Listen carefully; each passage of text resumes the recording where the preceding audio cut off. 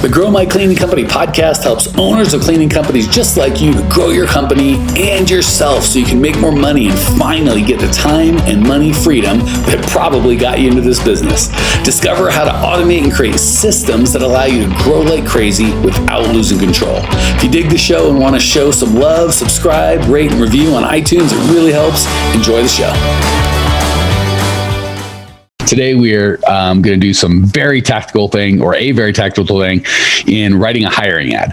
This is one of my favorite things we do in that it's like magic. We help folks that have trouble getting people to call or come in, or the right people to call and come in. And this one change makes a huge difference. All right, let's jump in.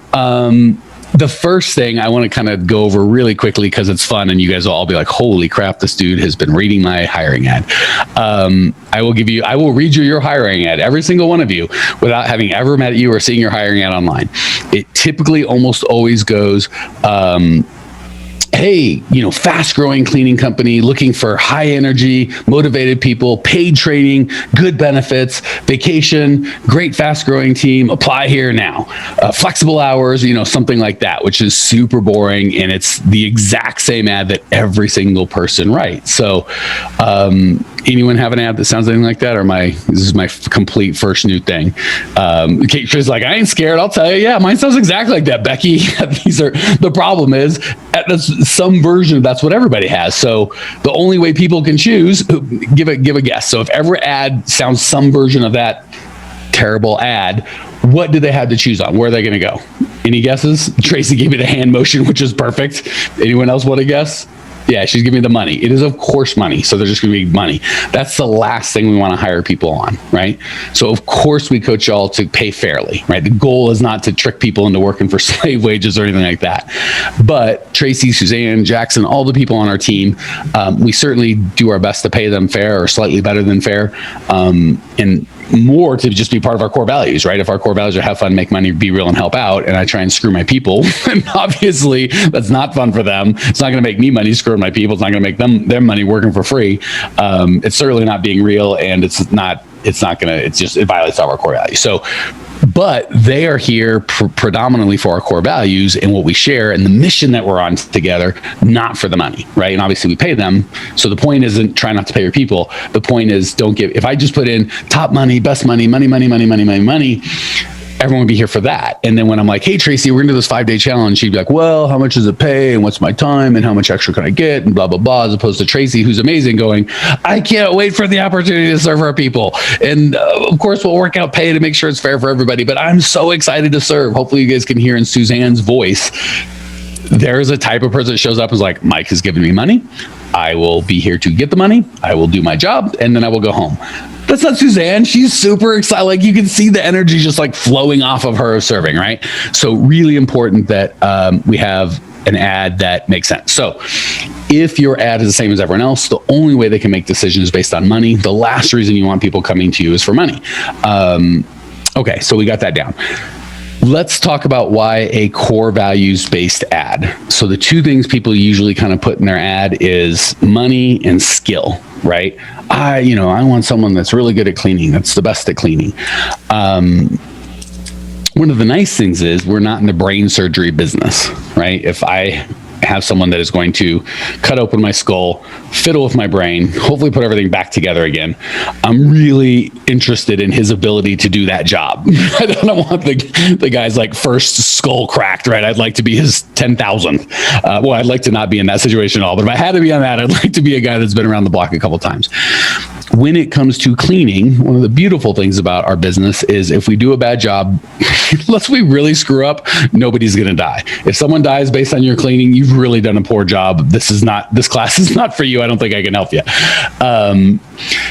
So the beautiful thing is if we have a core values match, we can train anyone to clean. Okay. So we want to get away from, we want the best cleaners to, we want people that are core values match that are willing to clean. Okay. Just like we talked about earlier with you guys thinking, oh, I'm the magic cleaner. I'm a special cleaner. My cleaning is special and everybody wants exactly that. That's great if you want to have a cleaning job and be the only one doing it. But if you want something that really can affect thousands of people or hundreds of people, we need to be able to teach other people to do it fairly easily, right? So again, McDonald's is not the best burger, but they probably brought the most pounds of fat and joy to humans on this earth when it comes to selling hamburgers. And it's not because they have the best hamburger. It's because they have a system, and they can get an effective hamburger out over and over and over again. So we are going to move our ads away from cleaning and away from pay, and we're going to talk almost exclusively about core values. So if, God forbid, you hired me to clean and I agreed to clean in your building or your home, in your place for $12, whatever your pay is, right? I'm just going to be totally honest here. You can ask my wife if you want verification. I am the worst cleaner, right? I'll just tell you, I suck at cleaning. I own a whole company that teaches people how to do the worst. I would be sad. But if I accepted the job, and your core values were have fun, make money, be real, and help out, and my core values are have fun, make money, be real, and help out, I would do a great job for you. So I wouldn't accept the job, but that's okay. If I did accept the job, it's not super fun for me to do a crappy job, right? If I take your money and I go do a lousy job and the people are complaining and you're yelling at me and I'm trying to, that's not fun for anybody involved. I know I'm not going to make any money anyway because I'm a cleaner, but the most money I'm going to be able to make is if I'm a good cleaner, right? So I would do my best to do a good job with my limited skill set, sucking at cleaning, but being super committed to having fun and super committed to making money. I would do a good job cleaning. Also be real, right? I would tell you, hey man, hey Brian, I promise you put me out there with a rag, I'll follow the training that you do. I'll do the best that I can, man. If I'm being real, I wouldn't lie to you about that. And the last thing is to help out, right? Certainly if I've got a partner, that's one of the things we train is partner cleaning. It's not fair to him or her if I do a crap job and expect them to pick up my slack. And it's not fair to you. So because we're a core values match, me, who I'm guessing would be bottom 10 percentile cleaner of all time, would still be a good hire because I'm a cleaning match. Now let's look at reverse. Let's take Chrissy. She's the opposite of me. She's the best cleaner in the world, but not a core values match. Okay. She's like, you got that right, Muchumbo. She's like, I thought you were going to pick on me. This is great. Oh, I'm coming, girl. Don't you wait. Don't you worry. So she's the best cleaner in the whole wide world. She's a 10 out of 10, but clean better than all you people. But she's not a core values match. So she's not real and she's dishonest with me periodically. I'll be there at 5 o'clock, Mike. You can trust me. And then she doesn't because she's not real. Come on, Chrissy. So if she's the best cleaner in the world, but she's not real, I can't trust her. She's not fun. Every cleaner I put with her is like, yeah, Chrissy kicks butt. She does a great job cleaning, but holy crap, she drives me nuts. I can't talk. I can't joke. She's like, right? She doesn't care about making money. So she doesn't care if I make money, if the customer makes money, if the team, she doesn't care about any of that. She doesn't have fun. She won't help anyone, right? She's like, I did exactly my 50% of my, look at her now. I love it. She's owning it. She's like, dang right, I ain't helping nobody.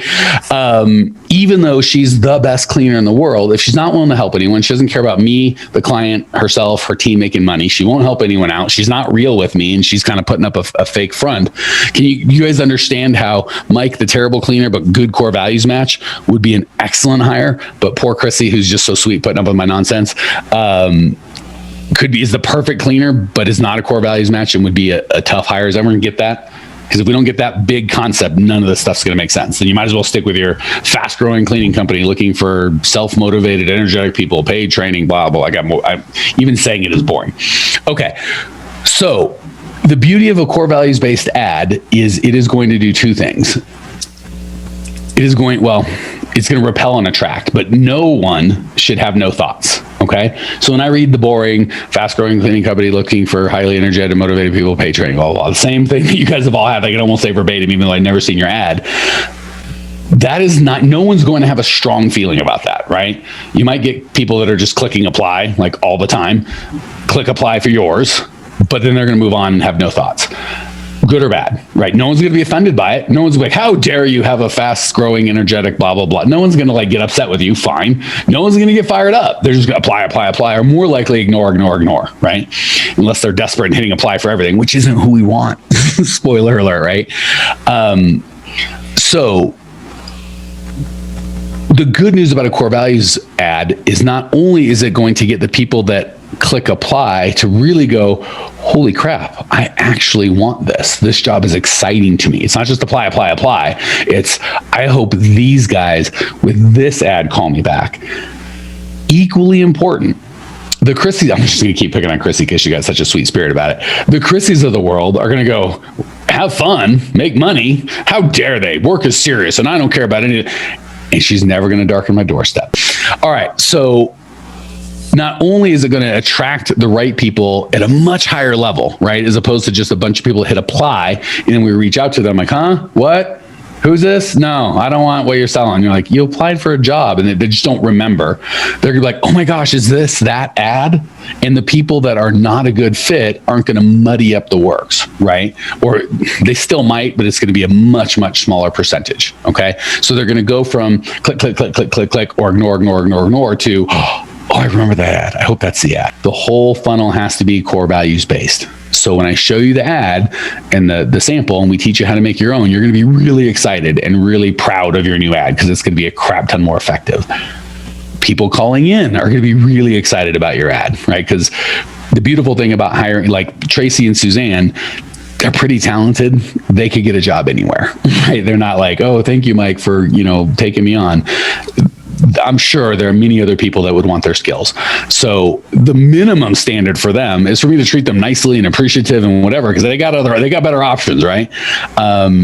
For better or for worse, the reality with cleaners is oftentimes they've had a string of crappy minimum wage or near minimum wage jobs, right? So like if I was like, Tracy, shut up, sit down, do some mindset coaching. If you've been with me for 3 months, then maybe I'll learn your first name. She would stay with me maybe to the end of that sentence, maybe, right? But because of the people that we hire, oftentimes minimum wage people are not treated that way. And there is a lot of like, well, the turnover, I'll pick on Chrissy because she's still here. Well, Chrissy, you're new. Everyone always quits and sucks. So show up and do a good job for a month and then maybe I'll talk to you, right? Because I'm just expecting everyone to crap out. And if you're not doing that, God forbid you are, the vast majority of jobs before that have. Sit down, shut up, do the work, right? So the good news is when you have a core values-based system, they're going to feel very special right off the bat. So here's the risk. If you put out a really good core values-based ad and they're like, oh, this is what I've been looking for, right? Because and again, I'm using my core values of have fun, make money, be real, and help out. We're going to show you how to get your core values. But when you do a core values-based ad and someone that, well, now we'll just be nice to Chrissy. So say Chrissy is about having fun, making money, being real, and helping out. She's been kicked around with a bunch of crappy jobs of people that didn't treat her well and just sit down, shut up, and do your work and try not to get fired. When she comes here, a little tiny bit of hope comes up in her heart. Oh, I could have fun at work. I don't have to be this big fake person. I could be real. They'll actually appreciate me for what I do. And again, she's been beat up. So as humans, when we get beat up, we get scared, right? So a little part of her is like, oh, could this be real? And then, so she's in a very vulnerable position, right? Maybe she hits apply and she's almost afraid to get excited because she's been burned before where someone said, oh, this job's going to be great. We're going to treat you great. You're going to be amazing. And then on day one, she gets and like, fill out this paperwork, go sit in that dark closet, watch 6 hours of videos. And I'm busy right now. Talk to you later. She's like, oh, I thought this is going to be different. And it's just the same shitty job I had before. So it's really important when we have this amazing core values based hiring that we're going to teach you how to make the whole process, and we're going to give you the process. Your job is to infuse core values into it. Okay. So if you get the ad and Chrissy's like, oh, this might be a place I could have fun and actually make money and people would care about me and it'll be a community. This might be what I'm looking for. And then she shows up to the first interview, which is a group interview, and it's not that. Immediately she's gonna be like, oh, just crushed. So everyone understand it's important not just to have a great hiring ad and then bait and switch and have a shitty process and then treat people crappy when we get there. I guess you could hire people effectively that way, but they're not going to stay, right? Like just like Suzanne and Tracy, if the whole interview process was fun and like kind of we run these and they're like, oh, this is gonna be great. I love it. And all I talked about is how much I love you guys and we're going to serve them. And they got it. I'm like, all right, here's how we're going to get their money. And they're like, what about results and helping them? Like, screw that. We're just here to collect their money. They'd be like, right. Like they'd find out in a second, like this isn't what I signed. They'd be gone in a heartbeat. So everyone cool with right now we're talking about hiring ad, but if you do this and then forget to imbue the core values throughout the whole process, it's a scam, right? It's just a bunch of hiring and then they'll quit, and hiring, they quit. Everyone cool with that? Give me a thumbs up or a finger or a thumbs down. Everyone's cool. Okay. I don't want to beat that horse, but it's so important because so many people see how powerful this is. A bunch of people apply and it kind of gets results right away, and they forget to do the rest of it, and the results aren't permanent, and they go, oh, it doesn't work. It only works if you're consistent. You can't promise them this amazing community, and then when they show up, the community sucks. Right? That's not what we're trying to do. Well, here we are, the end of the podcast, and you made it. Great job. I've got a little bonus for you for sticking through with me, but like I mentioned before, if you got value out of this podcast and you want to show a little love, subscribe, rate, and review on iTunes, Spotify, wherever the heck you're listening to this thing. Share it with a friend, share the love. And as a special thank you for those of you that stuck with me to the end, how about I give you my personal phone number so we can text? It's a great way for me to get to know you, your business, your goals personally. So shoot me a text now, 602-932-6431. That's 602-932-6431. I am the only one who responds to these texts, and I will personally respond to everyone I possibly can as long as this number is manned. Don't know how long we're going to keep this at the end of the podcast, so grab it now. 602-932-6431. Give me a text, say hey, can't wait to meet you.